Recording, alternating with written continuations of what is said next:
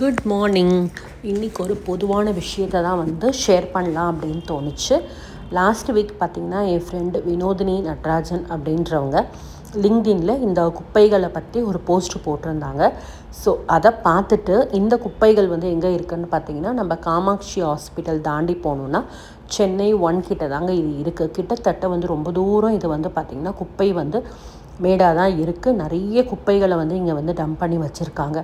அப்போ தான் யோசித்தேன், டெய்லி இந்த ரூட் வழியாக தான் போகிறோம், இந்த ஸ்மெல்லை தாங்க முடியாமல் முகம் மூடிக்கிட்டு தான் போகிறோம். ஆனால் நம்மக்கிட்ட ஒரு யூடியூப்ன்ற ஒரு அழகான பிளாட்ஃபார்ம் இருக்குது, நம்ம ஏன் இதை பற்றி போஸ்ட் போடவே இல்லை, நமக்கு ஏன் தோணலை அப்படின்னு சொல்லிட்டு யாரோ என்னை அடித்த மாதிரி இருந்தது. ஸோ இன்றைக்கி மார்னிங் அழகாக எப்போவும் ஒரு வீடியோவை எடுத்துகிட்டு சூப்பராக உங்ககிட்ட ஷேர் பண்ணி விடுறேன்.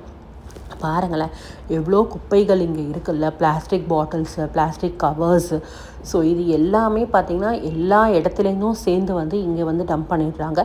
இதுக்குள்ளேயே ஒர்க் பண்ணுறவங்களுக்கு எப்படி இருக்கும்ல, இதுக்குள்ளேயே வாழ்ந்து தானே ஆகணும். ஸோ அதனால் நம்ம எல்லாருமே சிட்டிசன் ஆஃப் இந்தியாவாக சின்ன முயற்சியை எடுக்கணுங்க. எல்லாருமே சேர்ந்து எடுத்தால் தான் கண்டிப்பாக ஏதாவது ஒரு நாள் பார்த்திங்கன்னா இதுலேருந்து நம்ம ஃபுல்லாகவே அழிச்சிக்க முடியும்.